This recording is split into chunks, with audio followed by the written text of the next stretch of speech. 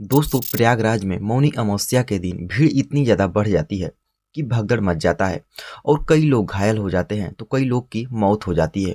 अब यह जो घटना था, यह घटना को जो पुलिस प्रशासन थी, वहाँ के अधिकारी थे, वह छुपाने की कोशिश कर रहे थे, बताने की कोशिश कर रहे थे कि आखिरकार कितने लोगों की मौत हुई है, कितने लोग घायल हुए हैं।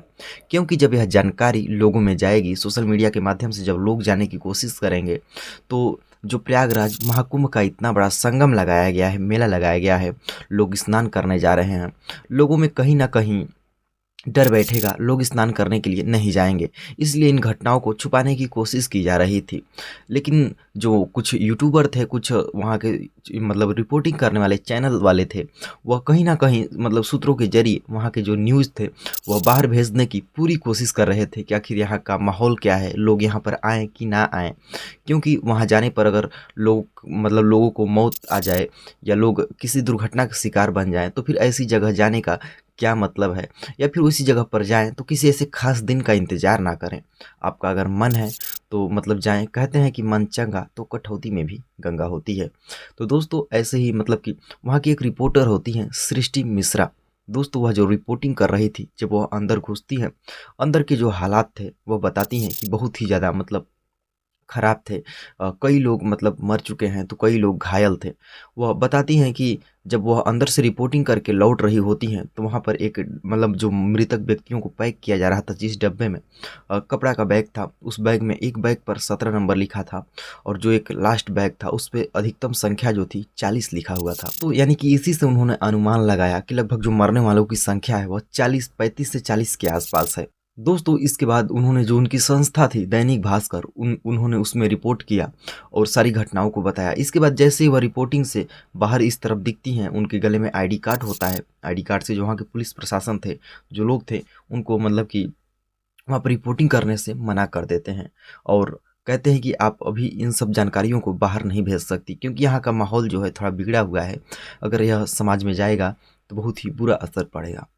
इसके बाद दोस्तों बताया जा रहा है कि जो मरने वालों की संख्या है 35 से 40 के आसपास हो जाती है, कई लोग घायल हो जाते हैं।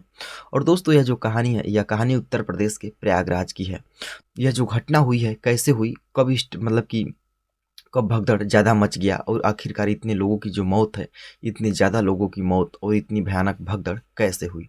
तो चलिए वीडियो को शुरू करते हैं और आपको बताने की पूरी कोशिश करते हैं। दोस्तों यह जो महाकुंभ का मेला स्टार्ट होता है, यह महाकुंभ का मेला 13 जनवरी से स्टार्ट होता है और यह 26 फरवरी तक यह जो मेला है यह मेला रहेगा। दोस्तों 26 फरवरी तक जब यह महाकुंभ का स्नान करने का अवसर रहेगा, तो फिर आखिरकार जो लोग हैं वह लोग मतलब किसी खास दिन का इंतजार क्यों करते हैं, किसी खास दिन पर ही क्यों जाते हैं और खास दिन पर ही जो भीड़ है वह भीड़ क्यों लग जाती है। तो चलिए बताते हैं कि मतलब कि जो 13 जनवरी से 26 जनवरी के बीच का जो कई कई ऐसे दिन हैं, कई ऐसे महत्वपूर्ण दिन हैं जहाँ पर लोग स्नान करने के लिए ज़्यादा जाते हैं। स्नान करने के लिए उन्हें ज़्यादा बता दिया जाता है कि यह दिन बहुत खास है, इस दिन स्नान करेंगे तो आपको बहुत ही ज़्यादा पुण्य मिलेगा। इसलिए जो लोग हैं वह ज़्यादा से ज़्यादा उस दिन स्नान करने के लिए चले जाते हैं। तो जैसे कि 13 जनवरी और 26 फरवरी के बीच में कई सारे ऐसे दिन पड़ते हैं, जैसे कार्तिक अमावस्या और बसंत पंचमी, और जैसे कि ये आपका था मौनी अमावस्या, और 14 जनवरी को जो होता है। और दोस्तों जो 14 जनवरी को मकर संक्रांति, शिवरात्रि, बसंत पंचमी, ऐसे ही कई सारे दिन बहुत मतलब महत्वपूर्ण दिन हैं जहाँ पर जो लोग हैं उस दिन को ज़्यादा मतलब अच्छे तरीके से सेलिब्रेट करते हैं। अच्छी तरीके से उस दिन ज़्यादा जाकर वहाँ पर भीड़ मतलब कि भीड़ के साथ में लोग पहुँचते हैं और स्नान करते हैं। और दोस्तों यह जो घटना से ज़्यादा जब प्रभाव पड़ता है, यानी कि जिस दिन से ज़्यादा लोग घायल हुए, ज़्यादा लोगों की मृत्यु हो गई, यह जो दिन था, यह दिन था 28 और 29 जनवरी 2025 का दिन। दोस्तों 28 जनवरी के आसपास लोग मतलब 29 जनवरी को मौनी अमावस्या मना रहे थे। 28 जनवरी से ही जो भीड़ थी वो भीड़ बहुत ही ज़्यादा बढ़ना चालू हो जाती है। भीड़ में जो बढ़ने का मेन कारण था दोस्तों, क्योंकि उस दिन जो लोग थे वो मौनी अमावस्या के दिन बोल रहे थे कि स्नान करने पर अमृत की प्राप्ति होगी। इसलिए जो लोग थे ज़्यादा से ज़्यादा वहाँ पर इकट्ठा हो रहे थे और ज़्यादा से ज़्यादा जिससे लोग स्नान कर सके। और सबसे खास बात वहाँ की थी, वहाँ पर मतलब एक ही संगम, एक ही तट था जहाँ पर मतलब उन लोगों का मानना था कि स्नान करने से ज़्यादा लोगों को अमृत की प्राप्ति होगी, जिससे अमृतो घाट भी शायद उन लोगों ने उसका नाम दे दिया था। और उस गेट पर मतलब उस घाट पर जाने के लिए एक ही रास्ता था, और एक ही रास्ते से जाना था और एक ही रास्ते से आना था। सबसे बड़ी बात जो यही थी, अमृत के नाम से उस घाट का नाम दे दिया गया कि इस घाट पर जो नहाएगा अमृत की प्राप्ति होगी। और सबसे खास कि जाने का एक ही रास्ता था और उसी से आना भी था। वहाँ पर जब 28 जनवरी को जब भीड़ ज़्यादा से ज़्यादा जुटने लगी, तो लगभग रात के 1-1:30 बजे के आसपास भीड़ इतनी ज़्यादा जुट जाती है कि लोगों में भगदड़ मच जाता है। लोग मतलब कि कोई इधर भाग रहा है, कोई उधर भाग रहा है, और उसमें कई लोग नीचे दब जाते हैं। कोई जो नीचे झुकता है तो वह नीचे झुका ही रह जाता है। इसी में कई परिवार तबाह हो गए। लोग मरने वालों की जो संख्या आसपास 35-40 के आसपास है, घायल की संख्या 100 के आसपास। फिर खैर इस घटना की मतलब पूरी तरीके से पुष्टि नहीं हो पाई है। हो सकता है मरने वालों की संख्या और भी ज़्यादा हो। वहाँ की जो पुलिस है, प्रशासन है, या जो मीडिया है, वह इस घटना का तो ये मतलब इस चीज़ का तो पता लगा ले रहे हैं कि आज के दिन 1.5 करोड़ लोग नहाए, 1 करोड़ लोग नहाए। क्या यह नहीं पता लगा सकते कि मरने वालों की संख्या कितनी है, कितने लोग घायल हुए हैं, आखिरकार कितने लोग मतलब कि मरे हुए हैं। कई परिवार ऐसे हैं कि जो अपने परिवार वालों को ढूंढ रहे हैं। कोई अपनी माँ को ढूंढ रहा है, तो कोई अपनी पत्नी को ढूंढ रहा है कि वह कहाँ गई। कोई मतलब गुम हो गया है, तो किसी की मौत हो गई है। कोई अपने परिवार से मिल भी नहीं पा रहा है। वहाँ पर भीड़ ही इतनी ज़्यादा हो गई है कि मतलब लोग, पुलिस प्रशासन भी बेकाबू हो गई है लोगों को कंट्रोल करने में। ऐसी ऐसी कई घटनाएं सामने आ रही हैं कि मतलब जिससे आदमी जो होता है अंदर से टूट जा रहा है कि मतलब उनका परिवार जो कि साथ में गए हैं वह गायब हो जा रहे हैं।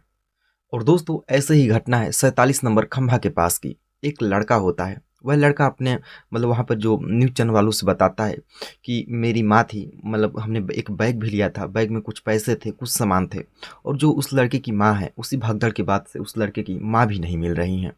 वह लड़का काफ़ी ज़्यादा वहीं पर रो रहा होता है, रोता है, बताता है कि आखिर मेरी माँ नहीं मिल रही हैं। हमने काफ़ी ज़्यादा कोशिश की उन्हें बचाने की, लेकिन फिर भी भीड़ में मतलब हम एक दूसरे से मतलब एक दूसरे को बचा नहीं पाए, और आखिरकार यह घटना हो गया। दोस्तों इसके बाद बलिया के रहने वाले हैं जिनका नाम है दिनेश कुमार। वह भी 5 लोगों के साथ मतलब कि महाकुंभ में घूमने के लिए आए थे। दिनेश कुमार, उनकी पत्नी, उनकी साली और उनके बेटे और बेटी। दोस्तों यह जो जब वहाँ पर घूमने आए थे तो 28 जनवरी के आसपास ही उनका मतलब वो जो बताते हैं मीडिया वालों को कि उनकी पत्नी और उनकी बेटी का देहांत हो गया है उसी दुर्घटना में, यानी कि उसी भगदड़ में। इसके बाद उन्होंने अपने घर वालों को फ़ोन करके बताया। घर वाले काफ़ी ज़्यादा परेशान और सभी रोने धोने लगे उनका, जैसा कि मतलब उन्होंने मीडिया में बताया। दोस्तों ऐसे ही कई सारे परिवार हैं, कई सारे लोग हैं जो कि मतलब इस भगदड़ का शिकार बन गए और उन्होंने अपनी जान गंवाई। दोस्तों इसके बाद मीडिया वालों ने जो यहाँ पर जो घटना हुई, घटनाओं का मतलब 2 वजह दिया। पहला तो उन्होंने बताया कि अमृत के लिए उस घाट का नाम दे दिया गया कि जो स्नान करेगा सीधा अमृत को प्राप्त होगा। इसके बाद उस संगम तट के लिए एक ही रास्ते बनाए गए जिससे लोगों को जाना था और उसी रास्ते से फिर लोगों को आना भी था। ऐसे ही कई मतलब कि 2 वजहें हुई जहाँ पर कई सारे लोगों को जान गंवानी पड़ी और कई सारे लोग घायल भी हो गए। और दोस्तों जब वहाँ पर भीड़ इतनी ज़्यादा बढ़ती गई 28-29 जनवरी के आसपास, तो आसपास के जो लगभग 8 मतलब कि 8 बॉर्डर थे जो कि प्रयागराज को जोड़ने की कोशिश करते हैं, प्रयागराज में एंट्री लेने की कोशिश मतलब एंट्री लेते हैं। जो आसपास के 8 मेन सेंटर पॉइंट थे, उन सेंटर पॉइंटों को बंद किया गया। जैसा कि पहला सेंटर पॉइंट है मिर्ज़ापुर। मिर्ज़ापुर से जितने भी गाड़ियां जाएंगी मतलब प्रयागराज के लिए, उन सभी को चौराहे चौराहे पर नाकेबंदी कर दिया गया, यानी कि आने वाली गाड़ियों को रोक दिया गया। मिर्ज़ापुर में लगभग 50,000 से ज़्यादा गाड़ियों को रोक दिया गया प्रयागराज में जाने के लिए। और दोस्तों भदोही जो कि वाराणसी बॉर्डर पर पड़ता है, उस पे भी लगभग मतलब पता चला है कि लगभग 35-40 हज़ार गाड़ियों को रोक दिया गया है, मतलब कि बैरिकेटिंग कर दिया गया है, क्योंकि वहाँ पर प्रयागराज में ज़्यादा से ज़्यादा भीड़ ना हो सके, ज़्यादा लोग बेकाबू ना हो सके। और ऐसे ही कौशाम्बी बॉर्डर पर भी गाड़ियों को रोक दिया गया है, बैरिकेटिंग कर दी गई है। और जौनपुर में भी गाड़ियों को रोक दी गई है और भदोही में भी। दोस्तों इसी तरह से 8 मतलब कि सेंटर पॉइंट जो हैं जो कि प्रयागराज को जोड़ने की कोशिश करते हैं, प्रयागराज में एंट्री लेते हैं, उन सभी बॉर्डरों को सील कर दिया गया है। और फिर खैर भी पूरी कोशिश की जा रही है कि जो भीड़ है वो ज़्यादा से ज़्यादा ना हो सके, क्योंकि भीड़ की वजह से ही वहाँ पर भगदड़ हो गया। पुलिस प्रशासन भी बेकाबू हो गई, लोगों को मतलब कि लोगों को एक तरह से मतलब कि शांत करने में, और यह घटना हो गया। तो दोस्तों इस तरह की जो मतलब यह घटनाएं हैं, इस घटनाओं को बताने का जो हमारा उद्देश्य है, ना ही आपका दिल दुखाना है और ना ही आप लोगों को मतलब कि भावनाओं को आहत करना है, बल्कि आप लोगों को सजग और सचेत करना है कि आप लोग ऐसे जगहों पर मतलब कि किसी खास दिन का इंतजार ना करें। आप ऐसे वक्त में जाएं, ऐसे समय पे जाएं जब मतलब आपको और आपके परिवार वालों को कोई भी मतलब दुर्घटना ना हो, कोई भी मतलब नुकसानी ना हो।